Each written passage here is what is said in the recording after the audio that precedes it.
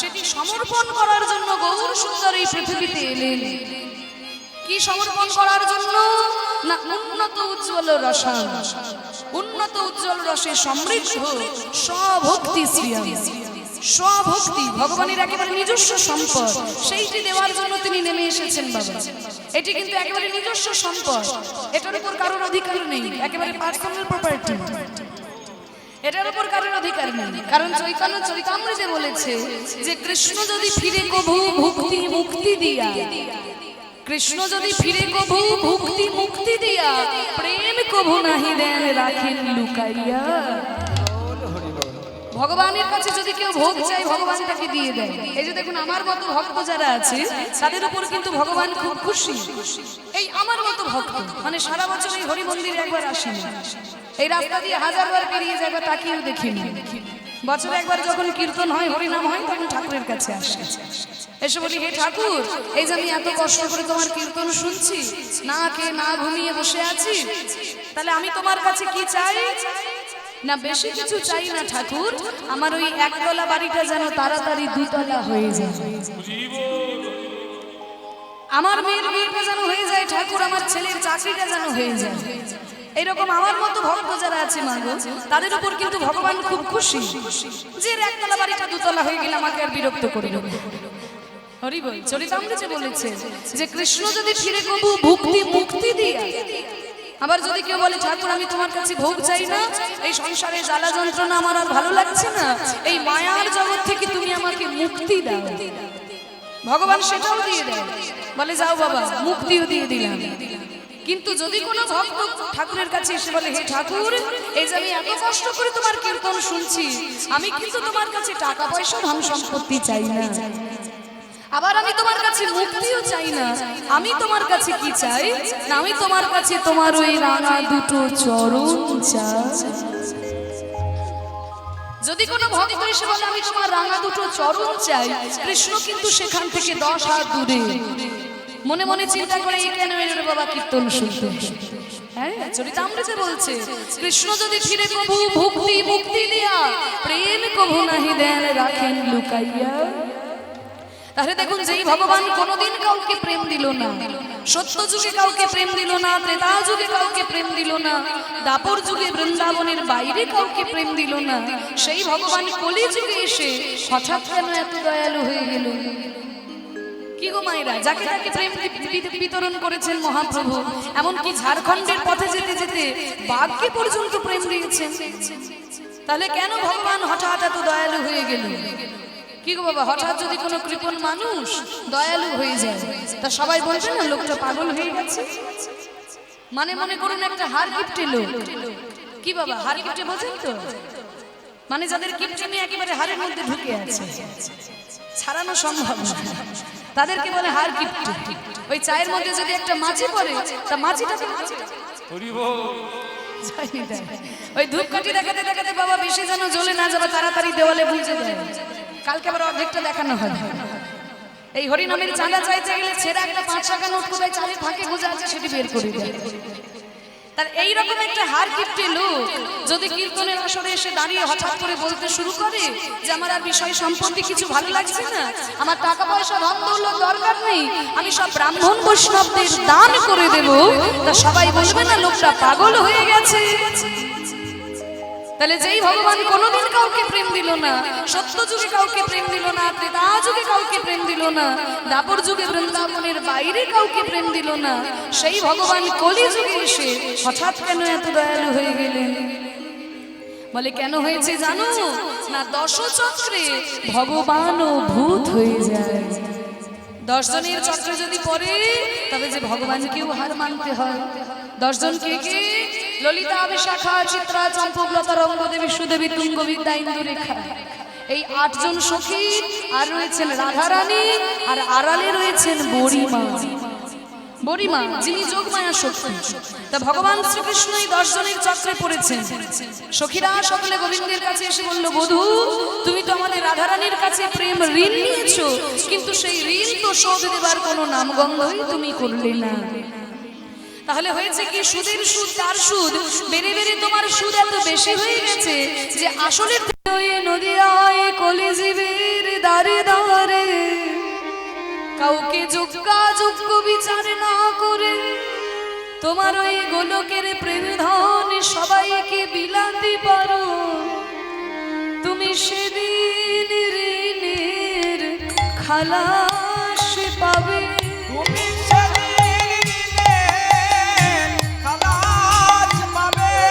সেদিন ঋণের খালাস পাবে।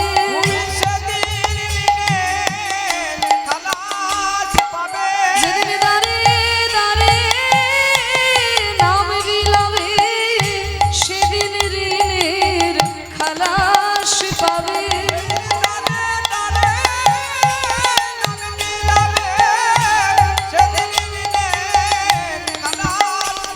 আহা ব্রহ্মার দুর্লভ গোলকের প্রেম, যেদিন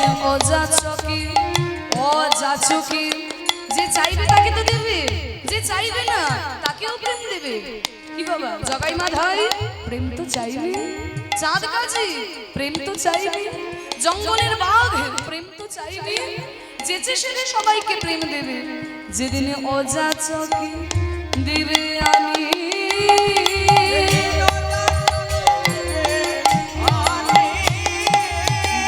বীর চন্দ্রিকায়, তবে তোরিবে ঋণের খালাস পাইবে তুমি। চন্দ্রিকায় তবে তোরিবে খালাস পাইবে তুমি, খালাস পাইবে তুমি। যেদিন ব্রহ্মার দুর্লভ গোলকের প্রেম সবাইকে তুমি যেচে সেধে বিলাতে পারবে, সেদিন তুমি এই প্রেমের ঋণ থেকে খালাস পাবে। আর সেই গোলকের প্রেম ধন আমাদের মতো কলিহত জীবের দ্বারে দ্বারে অকাতরে অবিচারে নিঃস্বার্থে নিঃশর্তে বিলিয়ে দিয়েছেন আমাদের প্রেমের ঠাকুর গৌরাঙ্গ সুন্দর। ভক্তের ভাবকে আস্বাদন করার জন্য সেই গোলক হতে তিনি আমাদের মাঝখানে অবতীর্ণ হয়েছেন, ভক্ত ভাবকে নিজ অঙ্গে অঙ্গীকার করে। তাই রাধা ভাবে বিভাবিত হয়ে, রাধা প্রেমী প্রেমিত হয়ে নিজের ভক্তের বেশ ধরে আমাদের মাঝখানে অবতীর্ণ হয়েছেন। কেন না ভক্তের প্রাণে আনন্দ দেওয়ার জন্য সেই গোলক হতে তিনি নেমে এসেছেন আমাদের এই কলিযুগের মাঝখানে। তাই তো দেখুন বিশ্বকবি রবীন্দ্রনাথ ঠাকুর তিনি বলেছেন যে হে প্রভু, আমার প্রাণে আনন্দ দেওয়ার জন্য তুমি ওই গোলক হতে আমাদের মাঝখানে নেমে এসেছো। আজকের যে দিনটি বিশেষ দিন তো বাবা, আজকে তো 25শে বৈশাখ, হ্যাঁ, বিশ্বকবি রবীন্দ্রনাথ ঠাকুরের জন্ম দিবস। তা সেই রবীন্দ্র জয়ন্তীতে যখন আজকে আমরা সকলেই উপনীত হয়েছি, আমরা যেহেতু বীরভূমের মানুষ, আপনাদের তো কাছেই শান্তিনিকেতন, হ্যাঁ, তা দেখুন তিনি কীর্তনেরও বড় অনুরাগী ছিলেন। তা তার জন্মদিবসে যেহেতু আমরা উপনীত হয়েছি, তিনিও কত সুন্দর রচনা করে গেছেন যে হে প্রভু, ভক্তের প্রাণে আনন্দ দেওয়ার জন্য তুমি গোলক হতে বারবার আমাদের মাঝখানে নেমে এসেছো। ভগবান কত রূপে আমাদের এই পৃথিবীতে মাঝখানে বিচরণ করেন, কত রূপে নানান রূপে ভগবান আমাদের মাঝখানে আসেন। অনেকে বলে না যে ভগবানের রূপ, দেখুন 10 অবতারের মধ্যে কত রূপ রয়েছে, মৎস্য কুর্ম বরাহ। অনেকে বলে মৎস্য ভগবানের রূপ, মাঝে দিকে তাকিয়ে মনে হবে ভগবানের রূপ। মৎস্য কুর্ম তো ছেড়েই দিলাম, তারপরে কি আছে বরাহ, বরাহ ভগবানের রূপ। বলে কেন বরাহ ভগবানের রূপ হতে পারে না? ভগবান যখন রামচন্দ্রের মতো সুন্দর রূপে আসছে তখন তিনি ভগবান, তিনি যখন রাজা হয়ে আসছেন তখন তিনি ভগবান, আর যখন মৎস্যকুর্ম হয়ে আসছে তখন তার মান সম্মান কমে যাচ্ছে, তখন তার মান সম্মান কমে যাচ্ছে। বলে কেন? ভক্তের প্রাণে আনন্দ দেওয়ার জন্য ভগবান নানান রূপে আসে, তাই তিনি মৎস্যকুর্ম হয়ে এলে তার মান সম্মান কমে যাবে না। একটু উদাহরণ দিয়ে বলি, বুঝতে পারবেন। মনে করুন একজন দাদু কোটি কোটি সম্পত্তির মালিক, 200 বিঘা সম্পত্তির মালিক একজন দাদু, কোটি কোটি টাকা তার ব্যাংকে জমানো আছে। এবার ওই 200 বিঘা জমির মালিক তার দাদু, তার নাতি যদি সেই দাদুকে বলে, দাদু ও দাদু তুমি একটু ঘোড়া হও না, আমি তোমার কাঁধে উঠবো। এবার সেই নাতি যদি বলে, দাদু তুমি ঘোড়া হও, আমি তোমার কাঁধে উঠবো, তাহলে সেই দাদু কি নাতিকে বলবে, এই বাবা জানিস আমার কথা, আমি কত সম্পত্তির মালিক, আমার 200 বিঘা জমি আছে, কত কোটি টাকা আমার ব্যাংকে জমানো আছে, তোর জন্য আমি ঘোড়া হব? এমন কি কোনো দাদু বলবে? তা যদি কোনো দাদু বলে বাবা সে দাদু বেরসিক দাদু, তার মধ্যে কোনো রসকস নেই, তাহলে এমনিতে দাদু কি বলবে যে দাদু ভাই আমাকে ঘোড়া করে তুমি আমার কাঁধে চড়বে, তবে দেখো বাবা আমি জানো তো বুড়ো ঘোড়া, তুমি যেন আমাকে ভালো করে শক্ত করে ধরবে, তুমি যেন পড়ে যেও না দাদু ভাই। তাহলে ওই নাতির মন রাখার জন্য ওই 200 বিঘে সম্পত্তির মালিক দাদু যদি ওই ঘোড়া হয়ে তার নাতিকে কাঁধে নিয়ে যায়, তাহলে কি তার মান সম্মান কমে যাবে? তাহলে কি মান সম্মান কমে যাবে? কখনোই কমে যাবে না। তাহলে ভগবান শ্রীকৃষ্ণ ভক্তের প্রাণে আনন্দ দেওয়ার জন্য নানান রূপে এসেছেন। যেমন তিনি রামচন্দ্রের মতো ভুবন ভোলানো রূপে এসেছেন, কৃষ্ণচন্দ্রের মতো ভুবন ভোলানো রূপে এসেছেন, তেমনি মৎস্যকূর্ম বরাহের মতো কুৎসিত রূপেও তিনি এসেছেন। ভক্তের প্রাণে আনন্দ দেওয়ার জন্য নানান রূপে তিনি বিচরণ করেছেন। আমার প্রেম ভক্ত প্রাণের প্রেমে, সেই গোলকের প্রেম ধন তুমি ভক্তদের মাঝখানে বিতরণ করে দিলে। মূর্তি তোমার যুগল সম্মিলনে সেথায় পূর্ণ প্রকাশিছে। একমাত্র আমাদের এই সনাতন ধর্মে বাবা, যেখানে একসঙ্গে ভক্ত আর ভগবানের পুজো করা হয়।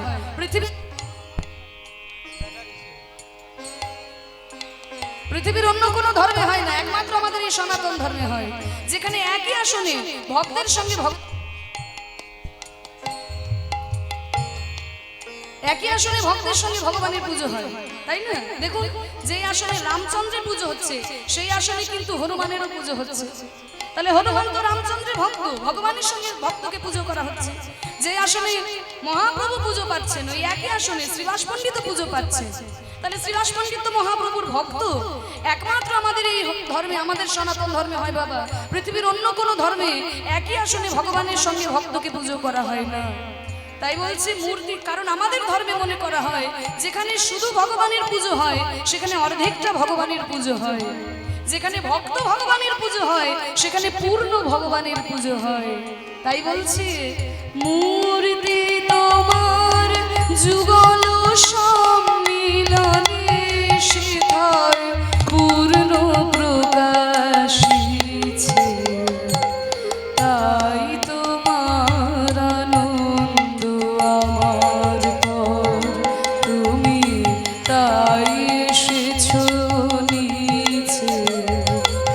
আমায় নইলে ত্রিভুবনেশ্বর, তোমার প্রেম হতো যে মিছে। তাই তোমার আনন্দ আমার পর, তুমি তাই এসেছো নিচে। আমায় নইলে ত্রিভুবনেশ্বর, তোমার প্রেম হতো যে মিছে। তাই তোমার আনন্দ আমার পর। নিতাই গৌর প্রেমানন্দে হরি।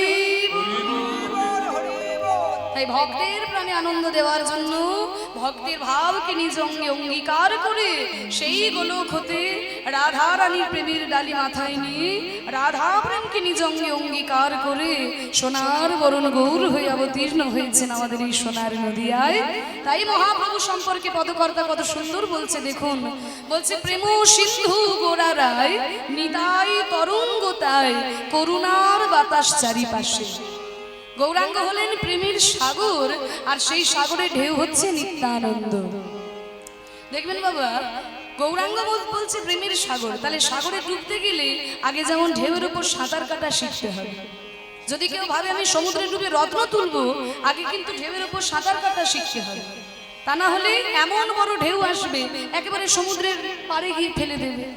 তাহলে প্রাকৃত জগতে সমুদ্রে ডুবতে গেলে বাবা আগে যেমন ঢেউয়ের উপর সাঁতার কাটা শিখতে হবে, ঠিক তেমনি অপ্রাকৃত জগতে যদি কেউ রাধা কৃষ্ণের প্রেমের সাগরে ডুবতে চায়, গৌরাঙ্গের প্রেমের সাগরে ডুবতে চায়, ওই নিত্যানন্দ রূপী ঢেউয়ের চরণ আশ্রয় না করলে পরে মহাপ্রভুর প্রেমের সাগরেও ডোবা যাবে না। তাই বলছে প্রেম সিন্ধু গোরা রায়, নিতাই তরঙ্গ তাই, করুণার বাতাস চারিপাশে। সেই প্রেম উথলিয়া পরে জগৎ হাফাল ছাড়ে, তাপ তৃষ্ণা সবাকার নাশে। গৌরাঙ্গ প্রেম সাগর থেকে যখন প্রেম উথলে উথলে পড়ছে, এই জগতে একটা স্বস্তির নিঃশ্বাস পাচ্ছে। তাপ তৃষ্ণা সবাকার নাশে, সেই প্রেম পেয়ে জীবের ত্রিতাপ জ্বালা দূরীভূত হয়ে যায়। তাই বলে আমার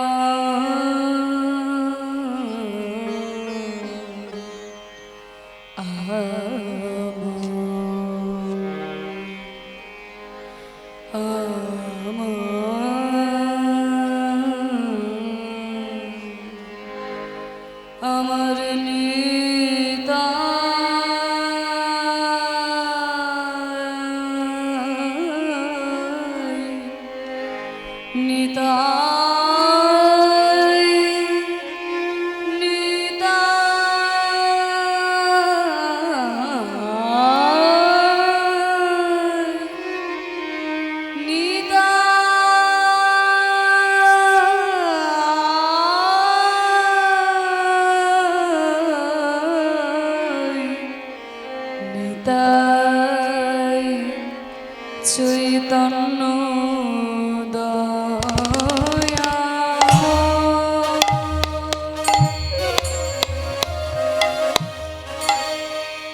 দয়া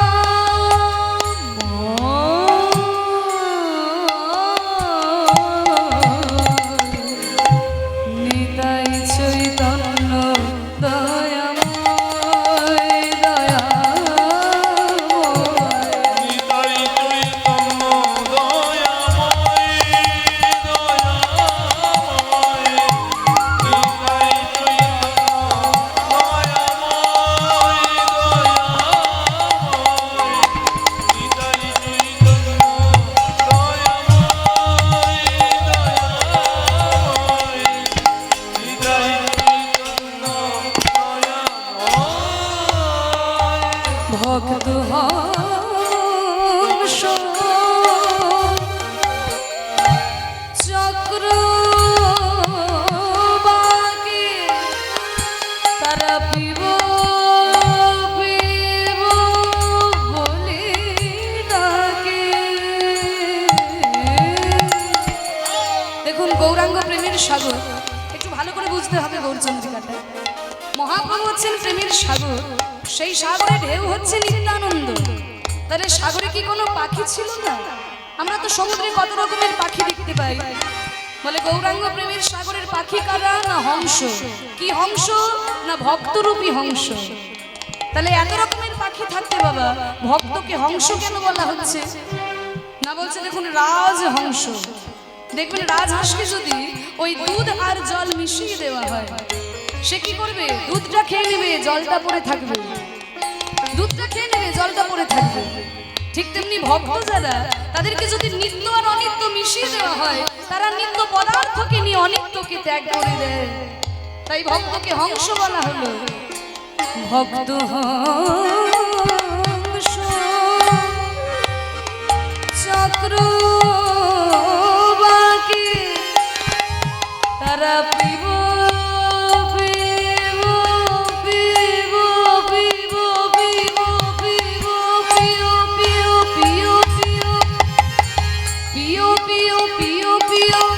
প্রেম পান করো ভক্ত হংস চক্রবাকে তারা পিব পিব বলি ডাকে ডাকে ডাকে রে পিব বলি ডাকে ডাকে রে গামাবানি রানি রানি রানি রানি নিশা গামাবানি শানি রানি রাশানি দাবা রাজেশ গামাবানি শানি রানি রাশানি দাবা গামাবানি শানি রানি দাবা ধাবা বাবা মগা গামাবানি শা গামাবানি শা গামাবানি শা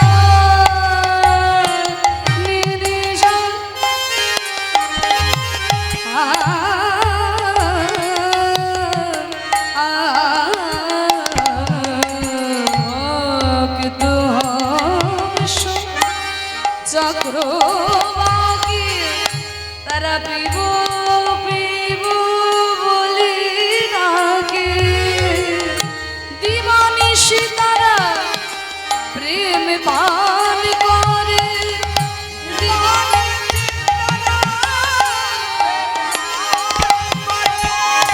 তবু যেন আশা মিটে না আশা মিটে না মিটে না পাইয়া বঞ্চিত কেন হয় কেন হয় পাইয়া বঞ্চিত নিতাই চৈতন্য দয়াময়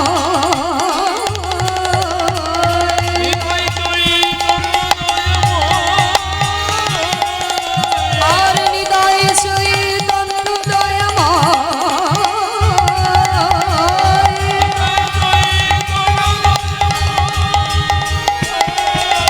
আর নিতাই চৈতন্য দয়াময় নিতাই চৈতন্য দয়াময়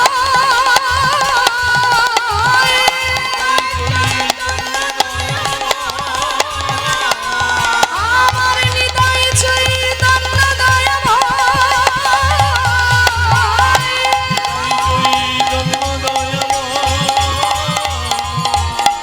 নিতাই চৈতন্য দয়াময় দয়াময় নিতাই চৈতন্য দয়া নিতাই চৈতন্য দয়াময়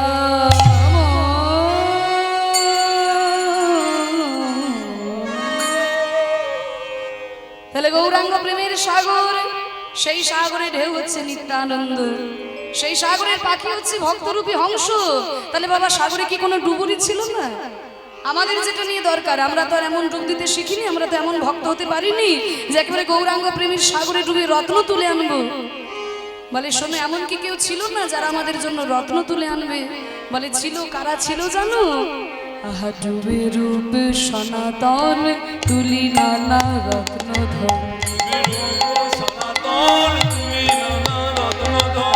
যত নিগা ছিল তার মালা গো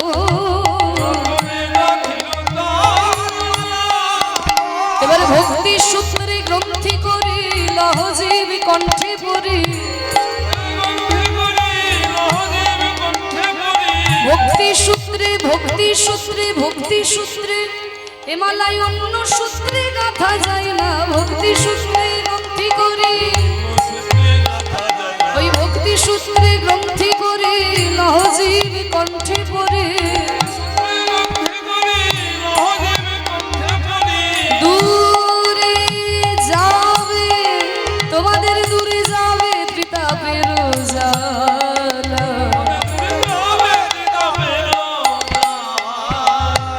পরতরু পরমালা পরতরু পরমালা যাবে জ্বালা পাবে নন্দলালা পরতরু পরমালা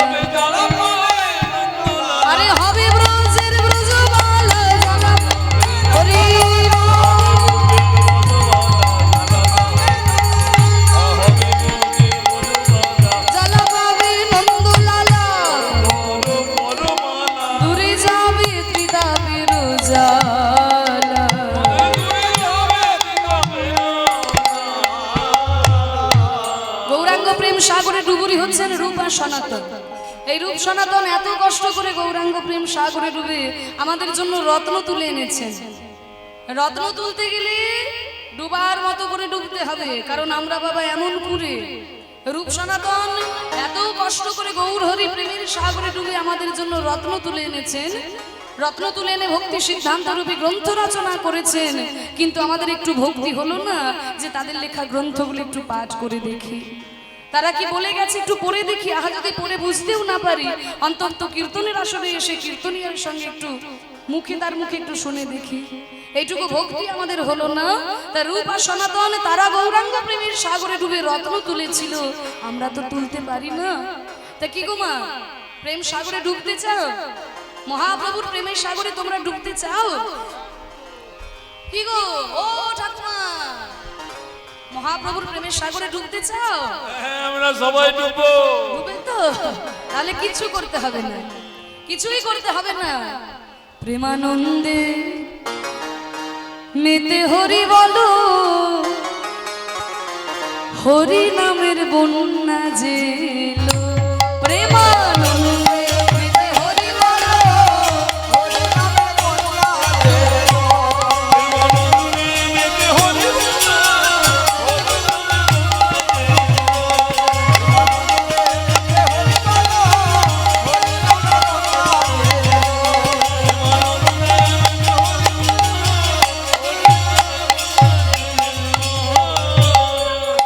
ওমা, হরি নামের বন্যা মহাপ্রভু নিয়ে এলেন আমাদের মাঝখানে, আমাদের কিছু করতে হবে না।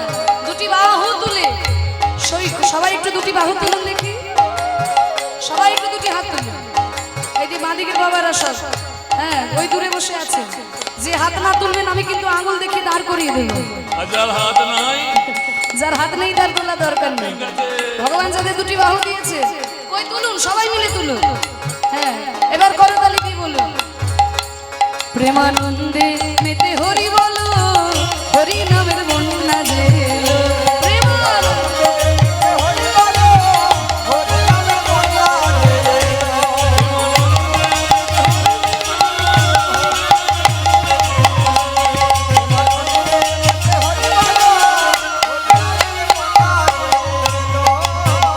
বন্যার যাই বলি হারি